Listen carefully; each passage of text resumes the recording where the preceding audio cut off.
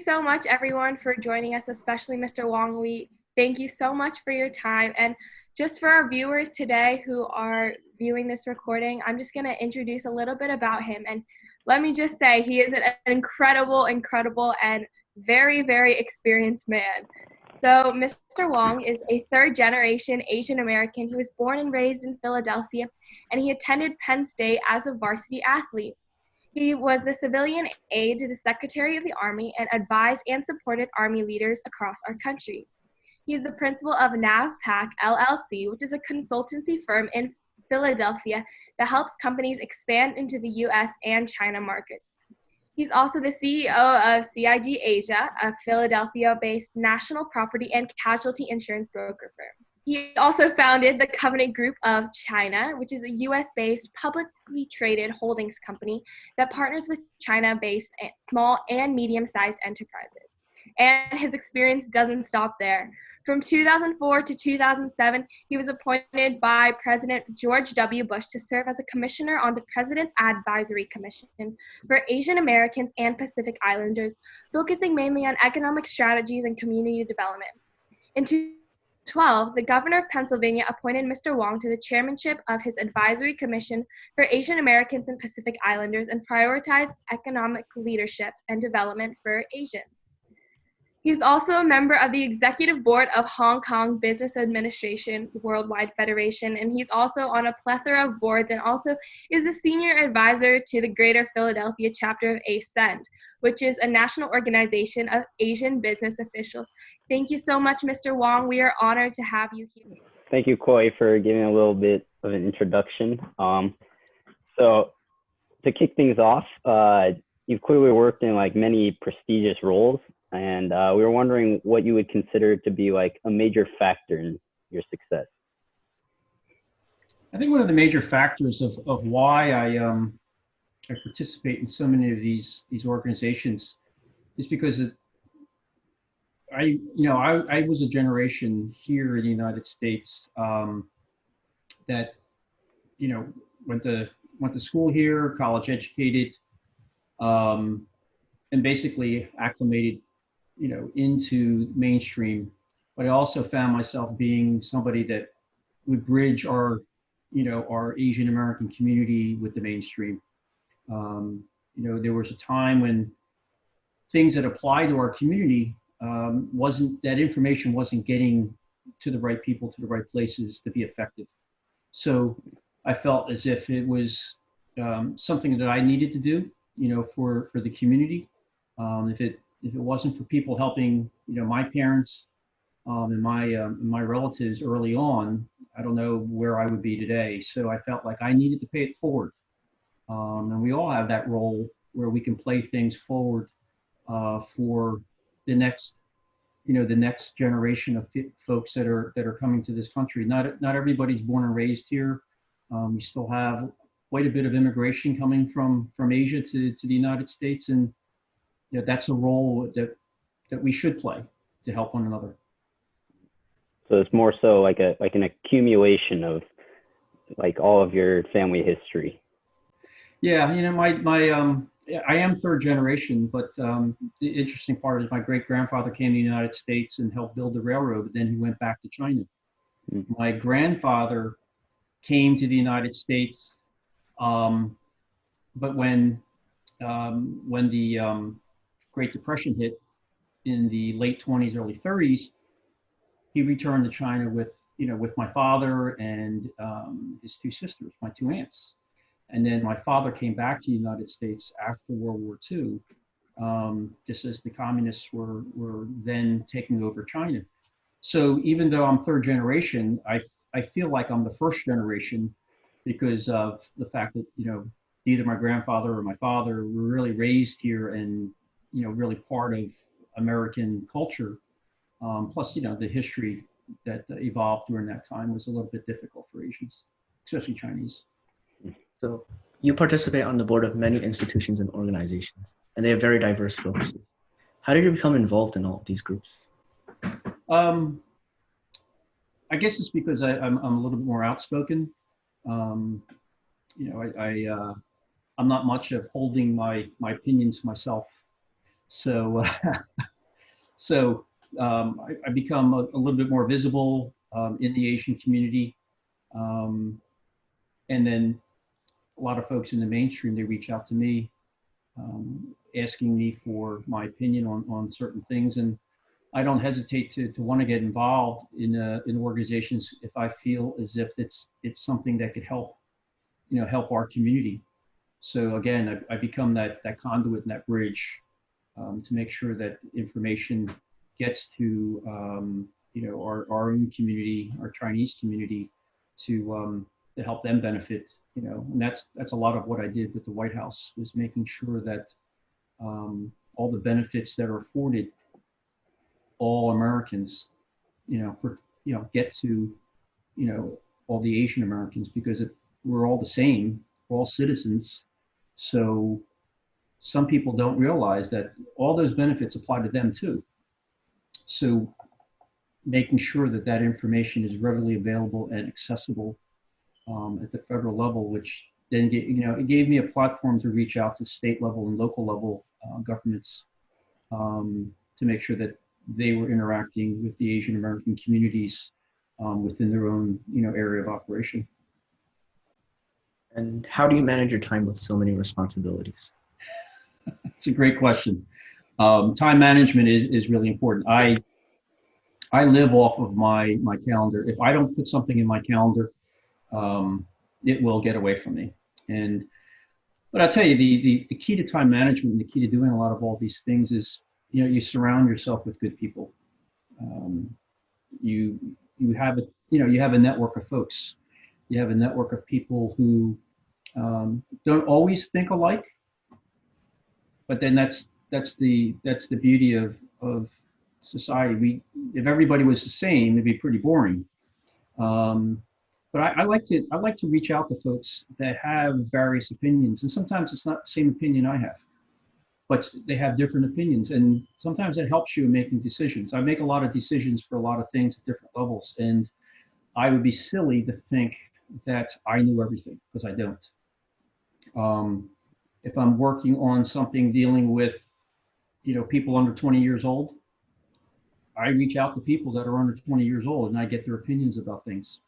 And if I'm dealing with something, with people in a certain particular industry, I reach out to people, in those industries to get their opinion about things. And that helps me to make decisions, for everybody. So you surround yourself with good people. I have great folks that work with me in the companies that I own, and they work really well as a support mechanism for me that allows me to do the things I need to do without losing ground to obligations I have to my clients. So anybody that thinks they can do everything by themselves is crazy. You always want to work in a team. You surround yourself with good people. So how did you first establish those connections? Would you just be cold calling people that you thought would be able to help you, or have some sort of familial connections?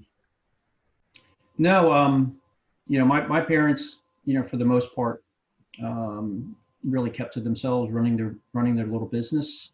And one of the best ways to create a network for yourself is to volunteer. I mean, we all have, whether you're in middle school, high school, or in college, or you're out of college and working in your professional career, there's always opportunities for you to volunteer, and volunteer into different organizations helping other people. I served on the board of directors of the Greater Philadelphia Chamber of Commerce for 10 years. I sat with the senior vice president or executive vice president of Comcast. Everybody's heard of Comcast. This was a gentleman that ran the company, and I sat next to him at all of our board meetings, and I got to know him really well. You volunteer for organizations, and you meet people that way. And the commonality you have with all those folks is that you're trying to help an organization with a particular mission. So you found that common ground with people, and you learn to network that way, and you get to know people that way, and you let them, you tell your story, and you get them to tell you their story, And before you know it, you have a network of folks in different places that you would never think of. So volunteering and helping out is a great way to, to help build your network, build your connections. So one of your most recent roles was serving as the civilian aide to the Secretary of the Army. Right. So I worked for a number of years working with the Army in the areas of recruiting. Getting people to understand what all the opportunities present itself in the, especially specifically through the Army. Paying for college education, getting leadership training. I literally can talk to a young person and show them a pathway of how they could pay for all their college education. And if they want to go on to medical school, have all their medical school paid for, and literally get them to a point of being a doctor, a dentist, or a veterinarian with zero debt. With zero debt, having great leadership training, which they don't necessarily teach in medical school, and doing what they want to do, which is to be a doctor. So as a civilian aide, I report directly to the Secretary of the Army. I have the equivalent rank of a 3-star general, and which gives me access to the things I need to access to help soldiers, to support general officers, to communicate to the Secretary of the Army issues from American citizens, and then also to help communicate for the Secretary of the Army information down to our various communities. So it's a responsibility that I have. It's a great responsibility because I feel as if I have access to information that can help so many people. The amount of debt that's being incurred by college students, that debt is becoming a very, very heavy burden, not only on the student, but also on their families. And I would hate to think that a young person who, let's say, wants to be a doctor or wants to be an engineer or even, a concert, musician, that they would not be able to realize their passion because of a financial barrier. So I tell people that, you can utilize the military and then the Army as part of your strategy, your career strategy. Most people don't make a career out of it. They'll spend 1, maybe 2 tours of duty in the Army. But in the meantime, you can get your education paid for, you can get advanced degrees, you get the hands-on experience, you get certifications, you get a lot of things that then when you do separate from service, makes you a very, very sought after commodity on the job market. And how have you, your organizations, or your corporations been affected by the current pandemic? What adjustments have you had to make?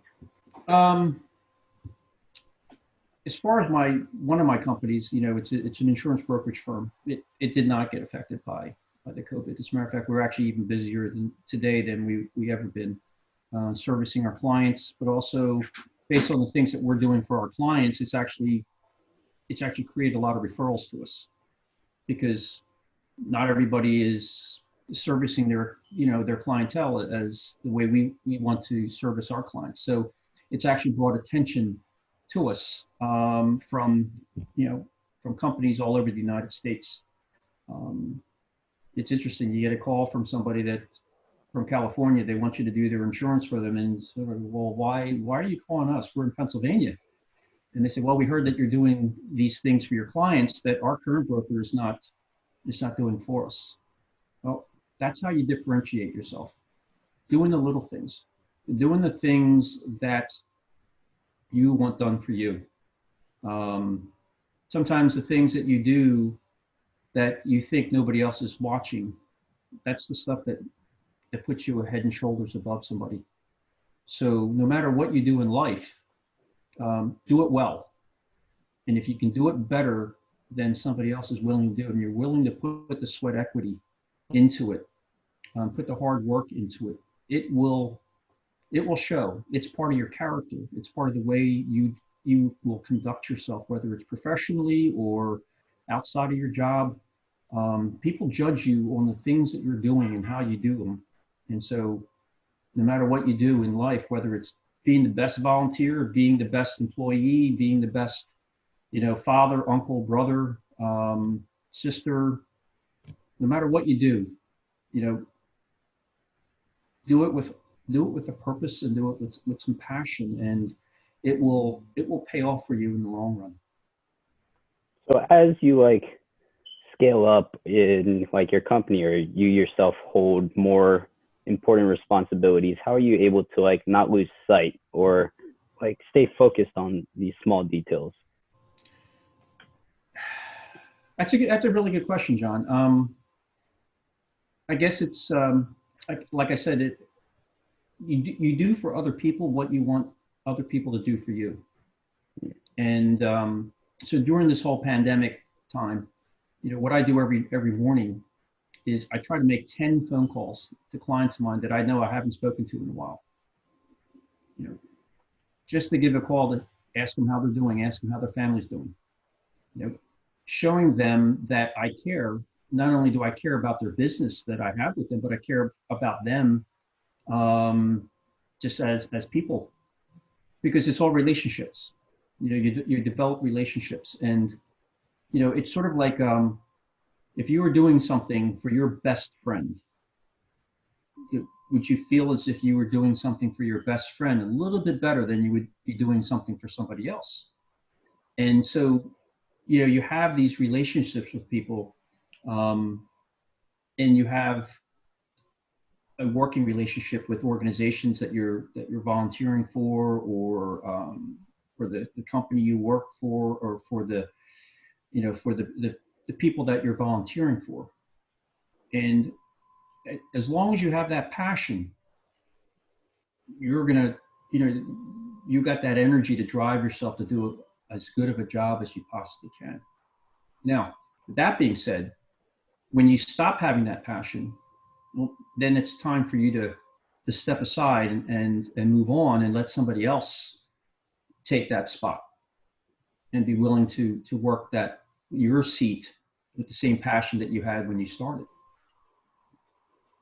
Would you say like this passion or drive is something that's learned, or is it more so something that you are just born with and naturally lean towards things? I think everybody has a passion about something. It's a matter of how well you reflect upon yourself. Okay, ask yourself: are you doing things because you think that's what other people expect you to do, or are you doing things because that's what you really are interested in and really what you love?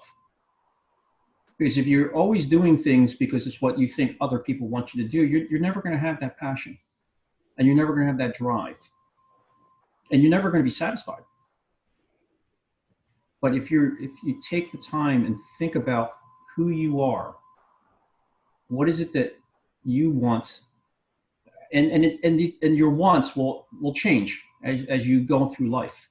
What you want when you're in your as a teenager, what you want when you're in your 20s or 30s or 40s, that will change because life changes, and you have to realize that life will change and things will change, and be willing to accept that. But you need to do basically your own check on yourself. What is it that I want? What is it that I want out of this job? What is it that I want out of my education, in college? And what is it? Where do I see myself as a person? What kind of person do I want to be? What kind of person do I want to be, in my family? What kind of person do I want to be as friends with other people? How do I hold myself at a high standard that, at the end of the day would make you feel good about what you're doing? So, I tell people that what I do for a living supports my lifestyle and my passions. I'm really, really blessed to have some really good businesses and work with some great people, but I don't let that define me. I like to give my time to to people, to organizations to help them. So I probably spend a good, and I can do this at this stage in my life. I can spend half my time working with organizations where I'm helping and volunteering my services and doing those types of things, because at the end of the day, that's what makes me feel good. Helping somebody. I mean, think about yourself. If you help somebody, even if you help your neighbor take their groceries into the house and you just help them doing that, you feel good. You feel good about yourself. So to me, it's like, what can I do today that makes somebody else feel good and it makes me feel good?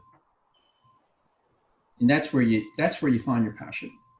What is it that you want to do that's going to be helpful to somebody and also, make you feel good about yourself as a person.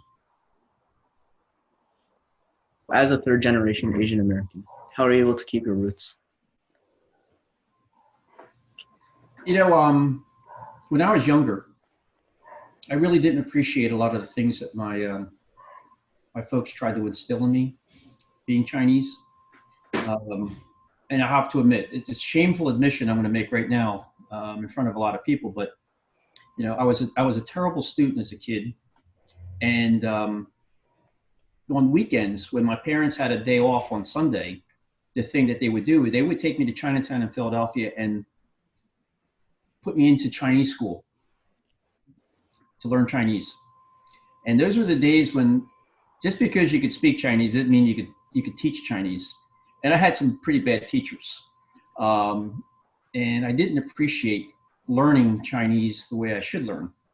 I spent more time trying to figure out how to escape from Chinese school than to actually learn anything. But as I got older, I learned to appreciate. My heritage and my culture. And I think it's important that everybody understand their heritage and their culture, because as Asian Americans and as being Chinese American, even though I participated in all the mainstream sports and I did all these things, you're still Chinese. And if you forget that you're Chinese, somebody will remind you that you're Chinese. So it's important that you understand who you are, because if you understand who you are and you understand, even if things that are not as conscious as you believe they are, you will think and do certain things because of some of the things you might have learned as a young kid from your folks or from your grandparents, your aunts and uncles, and you'll start to look at things a little bit differently. So I hold on to my heritage and my culture, not because I'm stuck with it, but because that's who I am. And if you can't be proud of who you are, then that's a whole different issue that you have to deal with.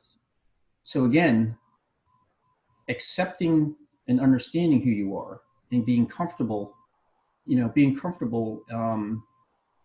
as a Chinese American. It did become that important to me. Even going through high school, I just wanted to be like everybody else, played sports.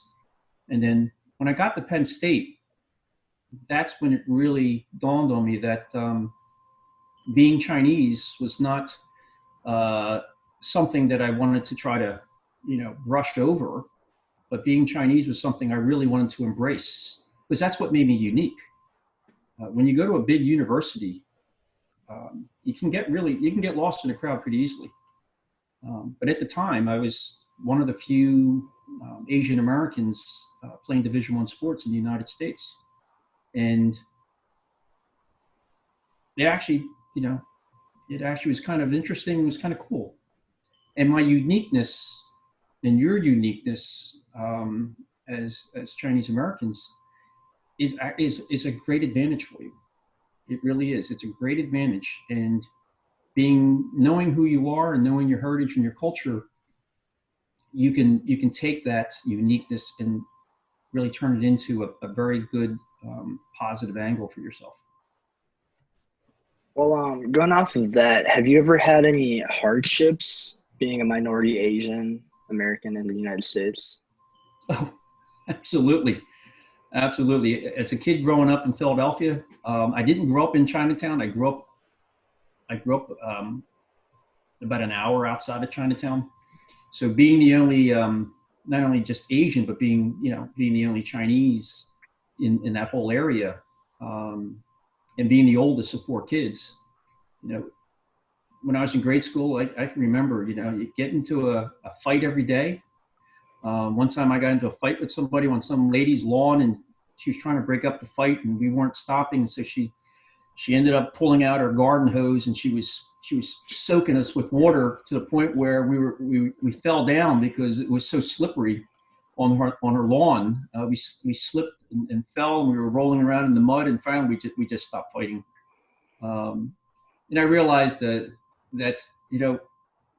growing up in an Irish Catholic neighborhood, when you fought with one kid, like this guy had like 6 brothers, and you had to figure out a way to survive. So that's how I got involved in sports. Developed that street credibility. So playing sports was my outlet. But it's not so much are you going to run into challenges. We all run into challenges no matter what stages in our lives we have, but it's your ability to adapt and overcome those challenges.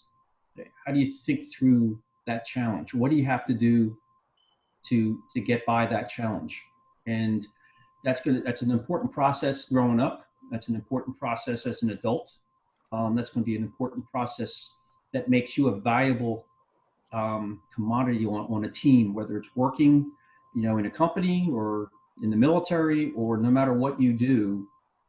Your ability to think through challenges and lead is what, again, makes you different, makes you unique, and makes you valuable to any group that you're with. Well, recently with the coronavirus being called the Chinese virus or the Kung flu, there have been a lot of xenophobic actions against Asian Americans. Have you witnessed or experienced any of these yourself? Frankly, I've heard of a lot of instances around the country, but personally, I've not experienced any of that. And I think part of it is, your surroundings and who you surround yourself with. That's maybe the reason why I haven't run across it. I live in part of Philadelphia where it's fairly well educated, very well educated people, and but I can tell you that if you do run across situations like that, one, you maintain your composure, but two, it could be very well a great opportunity to educate that person in regards to what they're saying and how silly they sound saying it. So, every situation is a little bit different, and I think you just have to be conscious of your surroundings, conscious of who you're talking to, and not to put yourself into an uncompromising position. In the military, we call that situational awareness. So, you always have to try to think 1 or 2 steps ahead of other people to keep yourself safe. Yeah, definitely. So it's always good to arm yourself with as many different perspectives, so that you can make a decision for yourself based on information from different angles. Mm-hmm. All right. Well, I think that's it for today. That was extremely insightful. So thank you for that. I know you talked a lot about helping other people, and you talked a lot about your parents teaching you those values growing up. So do you see any of that like today? Like how did your Asian American background impact your values? So, my father came back to the United States as a young man. His parents had passed away when he was fairly young. So him being the oldest of all of his siblings, he had to work, didn't receive much of a formal education. Even here in the United States, he didn't read or write, but he had this personal philosophy about how how you want to treat other people the way you want to be treated, and so it always stuck in my mind. I watched him work very, very hard, along with my mom, in running a small business, and the amount of patience and the amount of resiliency that he had helped him survive a period of time in American history where it wasn't easy for a lot of the Chinese in the United States. And I'm not sure how many people in the audience have had that kind of experience with their parents, especially if if your family's been here for a few generations. But understanding the challenges and the struggles that my parents went through actually taught me a real good lesson about not jumping to conclusions, understanding that there's always two sides to a story, and that sometimes it's important to have that patience, that patience with other people, and that you just want to be able to help other people when you can. Even if it's something really, really little, but see, to the person that's on the receiving end, that little bit of help that you gave them that you didn't think it was a big deal.